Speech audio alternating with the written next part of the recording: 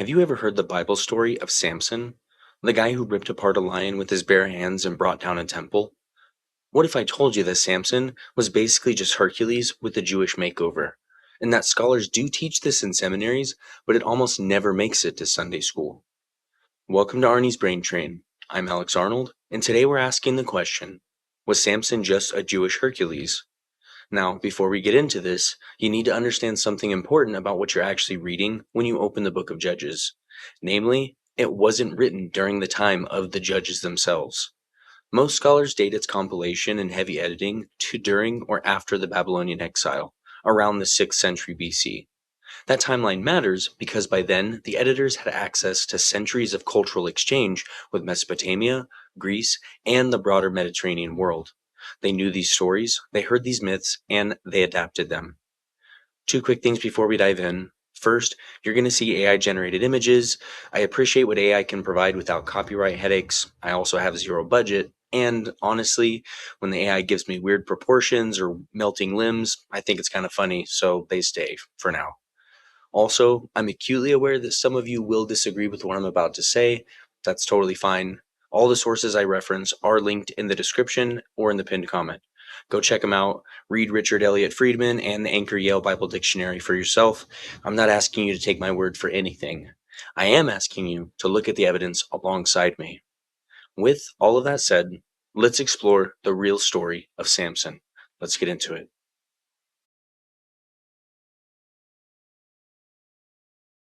Before we look at Samson specifically, you need to understand that there's an ancient Near Eastern hero pattern that shows up across multiple cultures, including Mesopotamia, Egypt, Greece, and the Levant. It's the same basic template with slight variations. You've got a hero of divine or semi-divine birth with supernatural strength from childhood, and they usually commit a signature feat that proves that strength, usually killing a dangerous animal with their bare hands. They have power tied to something physical or symbolic. There's a tragic flaw, often involving a woman, a catastrophic downfall, and finally, a death that serves as both victory and defeat. This pattern shows up in Mesopotamian cylinder seals from the 3rd millennium BC, basically 3,000 years before Christ. You see the images of heroes strangling lions barehanded. It was visual shorthand for divine empowerment that everyone in the ancient world would have recognized immediately. When you heard a story about someone killing a lion with their bare hands, you knew that you were dealing with someone operating beyond normal human limits. So, let's look at Samson through this lens and see how well that he fits. According to Judges chapter 13, Israel is in bondage to the Philistines for 40 years. An angel appears to a barren woman. Already we have the miraculous birth set up, and tells her that she's going to have a son who will be a Nazarite from birth. A Nazarite was basically an ancient day straight edge. No wine, no unclean foods, no cutting his hair. Then the angel says that this child shall begin to deliver Israel out of the hand of the Philistines. So not fully deliver them, but just begin to. So Samson grows up with supernatural strength tied to his uncut hair, and he falls for a Philistine woman in Timnath. On the way to see her, Judges chapter 14 verse 6 tells us, "The Spirit of the Lord came mightily upon him, and he rent him as he would have rent a kid, and he had nothing in his hand." So there's your signature feat. The lion killing that uses that ancient stock image that everyone would have recognized. Later, he finds bees making honey in the lion's carcass and makes a riddle about it at his wedding feast. But his bride betrays the answer to the Philistine guests. Samson loses the bet and kills 30 men in anger to pay off his wager with their clothing. His wife gets given to the best man, but Samson retaliates by burning Philistine crops with foxes. The Philistines then kill his wife and her father, and Samson slaughters more Philistines in revenge. You can see the pattern unfolding here. He's got the divine empowerment, the signature strength feat, the woman who betrays him, and the reactive violence driven by passion and rage. But notice what he's not doing. He's not building an army, he's not making strategic alliances, and he's not actually organizing or leading Israel. He's operating as a one-man wrecking crew, following that ancient hero template almost beat for beat.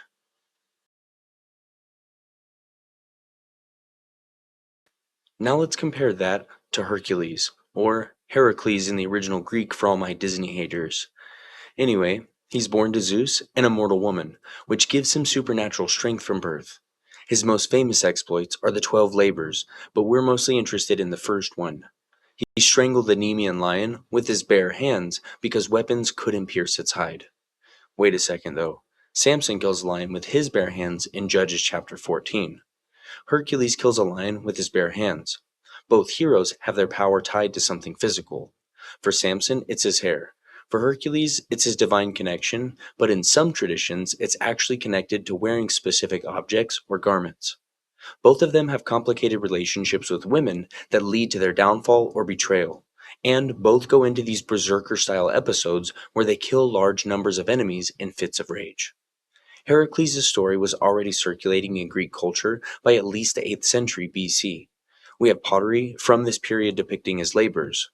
The written texts we have come from later, but the oral traditions were ancient even then. Now, here's what they don't want you to know. And by they, I mean religious institutions that benefit from maintaining the idea that the Bible is completely unique and original. According to the Anchor Yale Bible Dictionary, scholars have been noting these parallels for decades. There's a certain solar hero motif that appears across multiple cultures. And just FYI, the name Samson itself comes from the Hebrew word shemesh, which means sun, just like Heracles has solar associations in various Greek traditions. Biblical scholars know about these connections, and seminaries teach them, but this information rarely makes it to the pulpit, because acknowledging it threatens the doctrine of biblical uniqueness and inerrancy. What you have to understand is that the ancient Near Eastern cultures were in constant contact through trade routes, warfare, and diplomatic exchanges. Stories traveled along these same routes. Myths evolved and adapted as they moved from culture to culture. If you've been watching this channel, you already know that we've covered how the ancient Israelites worshipped multiple gods. The archaeological evidence is unambiguous on this point. They weren't isolated monotheists jealously guarding pristine traditions. They were part of a broader cultural world, absorbing stories and then adapting them to fit their own theological framework.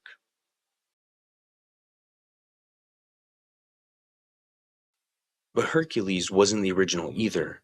So let's go back even further, to ancient Mesopotamia and the Epic of Gilgamesh, specifically to the character Enkidu. Enkidu is created by the gods as a wild man of incredible strength who lives with the animals. He becomes civilized through a sexual encounter with Shamat, a temple prostitute. After this encounter, he loses his connection and power to the wild, but he does gain human wisdom and understanding. His strength becomes legendary, and he becomes Gilgamesh's closest companion in performing mighty deeds. Now, this pattern shows up in Samson's story, but almost a little inverted. The sexual encounter with the woman leads to transformation in Enkidu's case, from wild to civilized.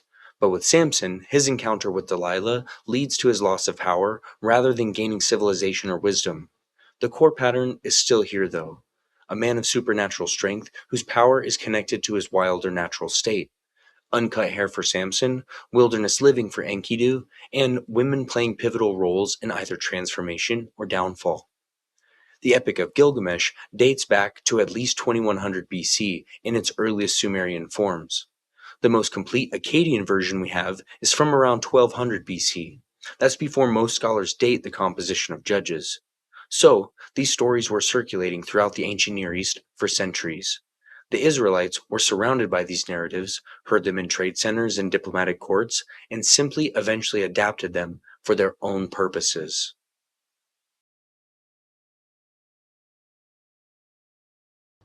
So when was the Samson story actually written? And why does it follow this ancient pattern so closely? Most biblical scholars working within the documentary hypothesis framework date the book of Judges to what's called the Deuteronomistic editing period, so during or after the Babylonian exile, roughly 6th century BC. According to scholars like Richard Elliott Friedman in Who Wrote the Bible, the Deuteronomistic historians compiled, edited, and in many cases created narratives to explain Israel's history from one specific theological perspective. Let's be clear about what edited means in this context, though. This isn't just organizing existing materials or light copy editing. The Deuteronomistic editors had a theological agenda. They were creating a narrative framework that explained why Israel lost everything in exile, why they lost their land, their temple, and their independence. And their answer was straightforward: because Israel compromised with foreign peoples and foreign gods, because they violated Yahweh's covenant. So they took folk traditions, maybe old tribal stories about a strongman figure, and reshaped them to serve this theological program. And they had access to the full cultural vocabulary of the ancient Near East. They knew Mesopotamian hero myths, Greek legends, and Egyptian tales. They used the familiar hero pattern that everyone in their audience already knew and transformed it into a cautionary tale that served their purposes. Now, if you've been following our series on lost biblical books, like the Book of the Wars of the Lord, the Chronicles of the Kings, the writings of Nathan and Gad the seer, you know that entire books got erased or edited out of the canon because they didn't fit this theological agenda. The editors weren't trying to be neutral historians preserving everything. They were curating what supported their narrative and suppressing what contradicted it or didn't serve their purposes. So, here's the archaeological reality. There is zero physical evidence for any historical Samson.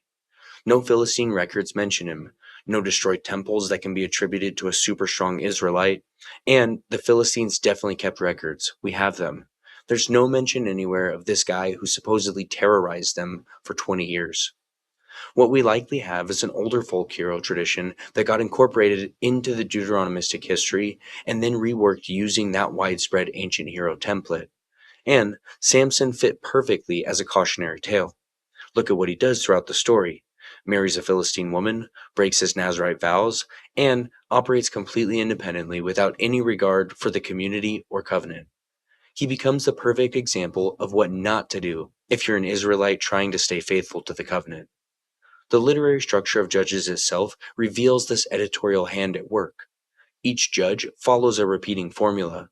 Israel sins, God allows oppression. Israel cries out for help, God raises up a judge. The judge delivers Israel, there's peace for a period of time, and then the cycle repeats. That's not how actual history unfolds organically, though. That's the theological interpretation being shaped into a repeating pattern. And Samson's story fits this template, but it also subverts it in telling ways. He never fully delivers Israel. He's morally compromised all throughout, and his greatest victory comes in his death.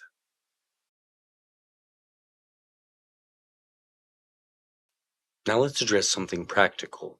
Did Samson actually weaken Philistine power in any meaningful way? Even according to the biblical text itself, not really. Judges chapter 13 verse 5 says he would begin to deliver Israel from the Philistines. Not exactly a ringing endorsement of his military success. Judges chapter 15 verse 20 and chapter 16 verse 31 tells us that he judged Israel for 20 years. But during that entire period, the Philistines were still in control.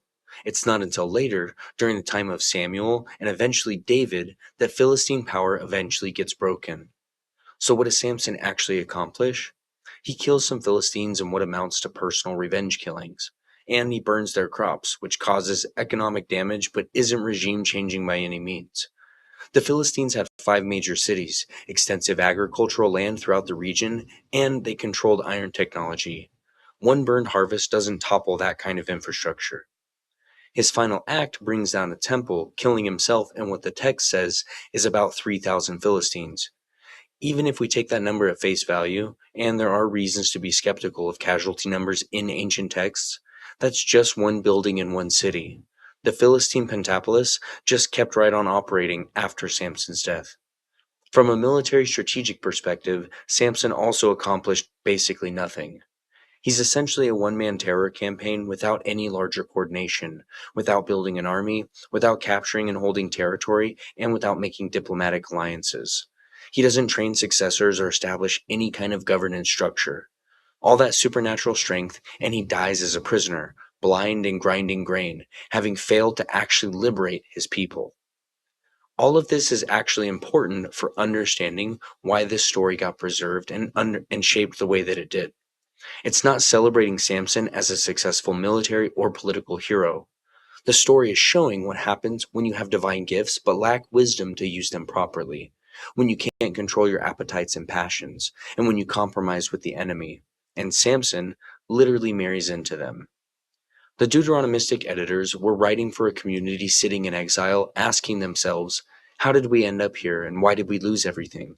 And stories like Samson provided a clear answer. Having God's power isn't enough if you don't also have God's wisdom.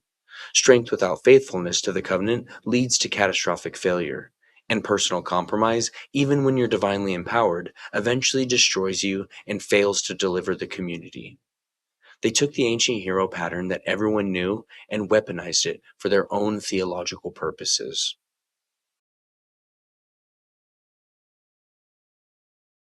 So finally, why don't religious institutions want you understanding this literary history? Because recognizing these borrowings from surrounding cultures doesn't necessarily destroy the Bible's value or meaning, but it does destroy specific doctrines, particularly biblical inerrancy and sola scriptura. Once you acknowledge that these texts were edited and adapted to serve theological agendas using cultural materials borrowed and transformed from surrounding peoples, you can't simultaneously claim that they're pristine, divinely dictated words that must be followed without question or interpretation. And that directly threatens institutional religious authority. If the Bible is a human document subject to human editing and manipulation, serving specific historical and political purposes, then religious leaders can't use it as an unquestionable trump card that settles all debates. The Samson story actually works quite well as literature, precisely because audiences already knew these hero patterns. When ancient Israelites heard about Samson killing a lion, they would have immediately understood the symbolic weight, because everyone from Egypt to Mesopotamia to Greece had similar stories using similar imagery. The literary genius, and there is genuine skill here, comes in the subversion of expectations. Unlike Hercules, who achieves apotheosis and becomes a god, unlike Enkidu, who helps Gilgamesh pursue immortal fame and wisdom, Samson dies as a failure who only began to deliver his people. He squanders his divine gifts, he becomes blind both literally and metaphorically, and that failure serves the editor's theological agenda perfectly. It's a story about wasted potential, about what happens when you have God's power, but choose to compromise with God's enemies. For an exiled community asking, "How did we end up in Babylon?" Samson provided a clear answer wrapped in a familiar story structure. When you approach it honestly, you discover these layers of cultural borrowing, editorial theology, and literary construction that reveals exactly how these texts were created and why. The truth isn't found in whether Samson was a literal historical person who killed a literal lion with his literal hands. The truth is in understanding what the editors were doing, why they were doing it, and how they used familiar cultural materials to construct their theological narrative for a specific audience in a specific historical moment. The question isn't, did Samson really exist? The question is, why was this particular version of the ancient strongman story preserved and shaped the way that it was? What theological and political agenda did it serve?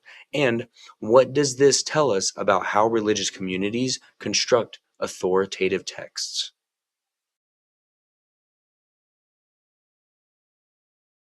So, was Samson just the Jewish Hercules? Yeah, basically. He's an adaptation of hero traditions that stretch back thousands of years, reshaped by editors with specific theological and political agendas during the Babylonian exile. And look, the reason that they don't want you to know this is pretty straightforward. Once you understand that the biblical texts were edited, borrowed, and sometimes fabricated using the cultural vocabulary of the ancient Near East, the entire foundation of doctrines like sola scriptura and biblical inerrancy completely collapse. These doctrines require these texts to be pristine, inerrant, and divinely dictated word for word. But the archaeological and textual evidence contradicts that picture. The Old Testament was edited, revised, and again, in some places, totally fabricated by scribes who had theological and political agendas that they were trying to advance. This is exactly what Jesus called out when he confronted the scribes and the lawyers in the Gospels. They had rewritten portions of the law and then claimed divine authority for their rewrites. And speaking of scribal manipulation, I just released a video on how your pastor is likely preaching from banned books like Enoch and lying about it. This pattern of editorial control and selective preservation goes way deeper than most people realize. But here's the thing. Any honest Christian can recognize this historical evidence and still find value in these texts. You don't have to pretend that they're something that they're not. You can engage with what they actually are. Human documents created by brilliant but flawed people, serving specific purposes in specific historical moments, and still find wisdom, theological insight, and meaning there. Understanding that Samson is Jewish Hercules doesn't destroy the story's value. If anything, it reveals how ancient peoples created meaning through narrative, how they adapted shared cultural materials to serve their own purposes, and how theology was communicated through transformed mythology. And I think that's pretty cool. This has been Arnie's Brain Train, where I don't care about protecting comfortable doctrines. I do care about what the evidence shows. All of my sources are linked in the description or the pinned comment. If you want to see me tackle more topics like this, subscribe to the channel and let me know in the comments what you want covered next. And finally, please hit that like button if this made you think differently, and I'll see you on the next adventure. I'm Alex Arnold, and remember, the world isn't always this simple, but it's always this interesting. See you next time.